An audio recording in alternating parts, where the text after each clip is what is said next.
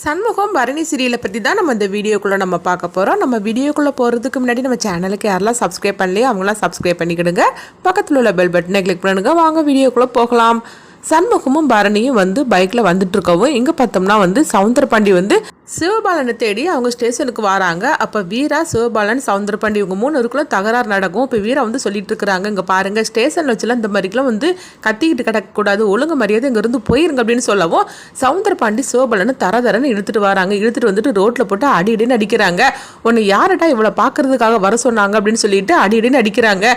நான் உங்ககிட்ட என்ன சொல்லியிருக்கிறேன், ஆனால் நீங்கள் என்ன செஞ்சுட்டு இருக்கிற, நான் அவள் கழுத்தில் கிடக்கிற தாலியை எப்படியாவது அவட்ட கழட்டி வாங்கிட்டு வர்றதுக்காக நான் ஒன்று சொன்னோம்னா நீ என்னன்னா அவகிட்ட இங்கே ரொமான்ஸ் பண்ணிட்டு இருக்கிற, இதுக்காகவா நான் ஒன்று அனுப்பி வச்சிருக்கிறேன் அப்படின்னு சொல்லிக்கிட்டு சிவபாலனை போட்டு அடின்னு அடிக்கிறாங்க. சிவபாலன் அப்பா என்னை விடுங்கப்பா, வலி தாங்க முடியலப்பா அப்படின்னு சொல்லிட்டு இருக்கும் போது அடுத்தவங்க பார்த்தோம்னா வீரா அங்கேருந்து ஓடோடி வராங்க. அம்மா நீங்கள் என்ன பண்ணிட்டு இருக்கிறீங்க, இப்போ எதுக்காக இவனை போட்டு நீங்கள் அடிச்சிட்டு இருக்கிறீங்க அப்படின்னு சொல்லிட்டு இருக்கும்போது இங்கே பாரு, நான் என் பையனை அடிப்பேன் உதப்பேன், அதை பற்றி கேட்கறதுக்கு நீ யார் அப்படின்னு சொல்லி கேட்டுட்டு இருக்கவும் அப்போ வீரா சொல்கிறாங்க, இப்படிலாம் அடிச்சிட்டு இருந்தா நான் கேட்க தான் செய்வேன் அப்படிங்கும்போது இங்கே பாரு, இது எனக்கும் என் பையனுக்கும் நடக்கக்கூடிய விஷயமாக்கும், இதில் தலையிட்டுறதுக்கு உனக்கு எந்த உரிமையும் கிடையாது, ஒழுங்கு மரியாதை இங்கேருந்து போயிரு அப்படின்னு சொல்லிட்டு இருக்கும்போதே அப்போ சண்முகமும் பரணியும் பைக்கில் வந்துட்டு இருக்கிறாங்க. இங்கே நடக்கிற தகராறை பார்த்துட்டு உடனே என்ன இப்படி போட்டு இங்கே ரோட்டில் என்ன நடந்துட்டு இருக்குது அப்படின்னு பரணி சொல்லவும் சண்முகத்துக்கு ஒன்றும் புரியாமல் முழிச்சிட்டு இருக்கிறாங்க.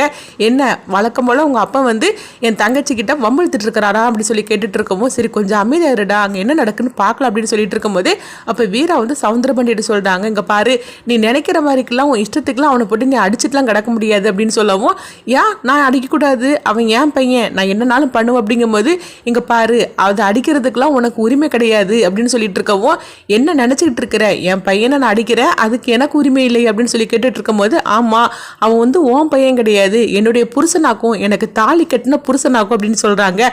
இது கெட்டதுமே சண்முகம் அப்படியே அதிர்ச்சியோட பார்த்துட்டு இருக்கிறாங்க. அதே மாதிரிக்கு பரணி சந்தோஷப்பட ஆரம்பிச்சிடவும் சிவபாலன் அதே மாதிரிக்கு சந்தோஷப்பட்டுட்டு இருக்கும்போது சவுந்தரபாண்டி திருன்னு முழிச்சிட்டு இருக்கிறாங்க. என்ன வளரிட்டு இருக்கிற அப்படிங்கும்போது இது என்னது தெரியுமா அப்படின்னு சொல்லிட்டு வீரா தன்னுடைய கழுத்துல கிடக்கிற அந்த தாலி எடுத்து காட்டுறாங்க. இது உன் பையன் என் கழுத்துல கட்டின தாலியாக்கும், அவன் என்னுடைய புருஷன், என் புருஷனை என் கண் முன்னாடி வச்சு நீ அடிச்சேன்னா அப்புறமா ஒன்னு நான் உள்ள தள்ள வேண்டியது இருக்கும் அப்படின்னு சொல்லவும் அதனால ஒழுங்கு மரியாதை போயிரு, இதுக்கு மேலேயும் அவன் மேல நீ கையை வச்சுன்னு வச்சுக்கீங்க, அதுக்கப்புறமா என்ன நடக்கும் தெரியுமா, உன் மேல கேஸை போட்டு உன்னை உள்ள தள்ளிடுவேன் அப்படின்னு சொல்லவும் இதை கொஞ்சமே எதிர்பார்க்காத சவுந்தரபாண்டி அதிர்ச்சியோட பார்க்கவும் உடனே பரணி சொல்கிறாங்க, பாத்தியாடா அவன் மனசில் சிவபாலன் மேலே எவ்வளோ ஆசை வச்சிருக்கிறான்னு இப்போ மாதிரி நீ புரிஞ்சுக்கிட்டியா அப்படின்னு சொல்லவும் அப்போ சண்முகம் எதுவுமே பேசாமல் அமைதியாக இருக்கிறாங்க. என்னடா நான் பேசிகிட்டே இருக்கிறேன், எதுவுமே பேசாமல் நீ அமைதியாக இருந்துட்டு இருக்கிற, இப்போ மாதிரி உன் தங்கச்சியை பற்றி நீ புரிஞ்சுக்கிட்டியா அப்படின்னு சொல்லி கேட்டுட்டு இருக்கும்போது ஆமாம் பரணி, நீ சொல்கிறதுலாம் உண்மை தான், நான் தான் அவள் மனசை புரிஞ்சிக்காமல் நான் விட்டுட்டேன், இவ்வளோ தூரம் அவள் மனசில் சிவபாலனை பற்றி ஆசை வச்சுக்கிட்டு அவள் என்னுடைய விருப்பத்துக்காக அவங்க கூட சேர்ந்து வாழாத மாதிரிக்கு அவன் நடிச்சுக்கிட்டு இருந்திருக்கிறா அப்படின்னு சண்முகம் அவங்க கண்கலங்கவும் உடனே பரணி சொல்கிறாங்க, சரி அவன் நம்மளை பாத்திர வேண்டாவா, நம்ம அங்கேருந்து போயிடலாம் அப்படின்னு சொல்லும் போது உடனே சண்முகமும் பரணி அங்கேருந்து போகிறாங்க. அடுத்து பார்த்தோம்னா சிவபாலன் வீராவை பார்த்து சிரிக்கவும் உடனே வீரா கேட்டுட்டு இருக்கிறாங்க, என்ன நீ இன்னுங்கிறது போகலையா அப்படின்னு சொல்லி கேட்டுட்டு இருக்கவும் வீரா உனக்கு ரொம்பவே தேங்க்ஸ் வீரா அப்படிங்கிறாங்க. எதுக்குடா எனக்கு தேங்க்ஸ் சொல்லிட்டு இருக்கிற அப்படிங்கும்போது ஆமாம் என்ன இருந்தாலும் சரிதான், என்னை புருஷன்னு சொன்னேன், என்னை அடித்ததுமே உனக்கு எந்த அளவுக்கு கோவம் வந்துச்சு நான் அதையும் பார்த்தேன், இது போகிறோம், இதுவே என் கூட நீ சேர்றதுக்கு ஒரு அச்சாரம் தான் அப்படின்னு சொல்லிட்டு போகவும் ஒழுங்கு மரியாதை நீ இங்கேருந்து கிளம்பி போ, அதுக்கப்புறம் நான் ஒன்றை உள்ளதில் வேண்டியது இருக்கும் அப்படின்னு சொல்லவும் உடனே சிவபாலன் சிரிச்சுட்டே போகவும் இப்போ வீரா அவங்களும் சந்தோஷப்பட்டு சிரிச்சுக்கிட்டு இருக்கிறாங்க. என்னதான் சிவபாலனை வேண்டாம் வேண்டான்னு சொல்லி அவங்க வெறுத்தாலும் அவங்க மனசுல சிவபாலன் மேலே அவங்க எவ்வளோ பிரியமாக இருக்கிறாங்க அப்படின்னு சொல்லிட்டு வீரா வெளிப்படுத்தியிருந்தாங்க. இதை அவங்க பரணியும் சண்முகமும் பார்த்து அவங்க சந்தோஷப்பட்டுட்டு போகவும் அடுத்து பார்த்தோம்னா சவுந்தரபாண்டி கோவத்தோட வீட்டுக்கு வராங்க.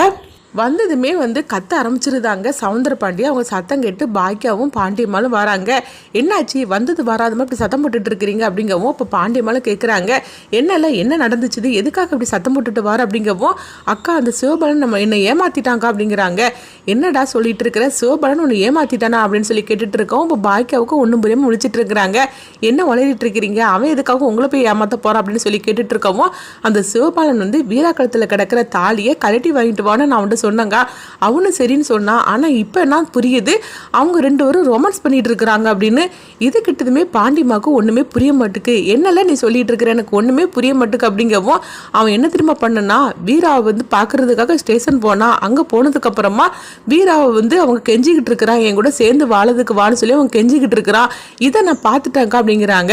உடனே வந்து அவனை தரன்னு இழுத்துட்டு வந்து அடின்னு அடிக்கிறேன். அடுத்து பார்த்தோம்னா வீரா வந்து என்ன தடுக்கிறா, என் புருஷனை நீ எப்படி அடிப்ப அப்படின்னு சொல்லிக்கிட்டு என்கிட்ட எதிர்கேள்வி கேட்டுட்டு இருக்கிறா. அது மட்டும் இல்லாம என் புருஷனை அடிச்சேன்னா என்ன உள்ள தெளிவான்னு சொல்லி என்ன மிரட்டுறாக்கா அப்படிங்கவும் இதை கெட்டதுமே பாக்கியா வந்து சந்தோஷப்பட்டு சிரிக்க ஆரம்பிச்சிருந்தாங்க.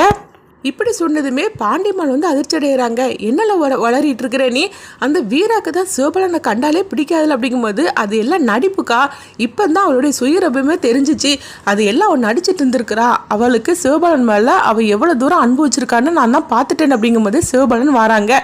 இந்த வாரம் அப்படின்னு சொல்லிக்கிட்டு சிவபாலனை திரும்பவும் வந்து சவுந்தர பாண்டியா அடிக்கிறதுக்காக போகவும் அப்போ சிவபாலன் வந்து சொல்லிட்டு இருக்கிறாங்க, அங்கே பாரு, என் பொண்டாட்டி சொன்னது உனக்கு ஞாபகத்தில் இருக்குதுல்ல, என் மேலே மட்டும் கையை வச்சுன்னு வச்சுக்கேன், அதுக்கப்புறமா உன்னை உள்ள தள்ளிடுவா, நான் ஒரு ஃபோன் போட்டால் போகிறோம், அப்புறமா உன்னுடைய நிலமை அதோ கதிதான் அப்படின்னு சொல்லிட்டு இருக்கும்போதே அங்கே முத்துப்பாண்டி வந்துருந்தாங்க. அப்போ பாக்கியா வந்து இதை கேட்டு சந்தோஷப்பட்டுட்டு இருக்கிறாங்க. சிவபாலா அவர் சொல்கிறதெல்லாம் உண்மையா அப்படின்னு சொல்லி கேட்கும்போது, ஆமாம்மா உண்மைதான், வீரா என் மேலே எவ்வளோ தூரம் ஆசை வச்சிருக்கிறான்னு அதை வந்து நிரூபிச்சிட்டாமா அப்படின்னு சொல்லும் போது இப்போ முத்துப்பாண்டி வந்து என்னெல்லாம் ஆச்சு அப்படின்னு சொல்லி கேட்டுட்டு இருக்கவும், அண்ணா நம்ம போட்ட எல்லாமே வந்து சக்ஸஸ் ஆகி போச்சுது, நம்மளும் என்னென்னமோ பண்ணணும், ஆனால் வீரா மனசில் நான் இருக்கிறது தெரிஞ்சு போச்சுன்னு அப்படின்னு சொல்லும் போது என்னெல்லாம் வளரிட்டு இருக்கிற, என்ன நடந்துச்சுன்னு சொல்லு அப்படின்னு முத்துப்பாண்டி கேட்கவும் அப்போ நடந்ததெல்லாம் சொல்லி இருக்கிறாங்க.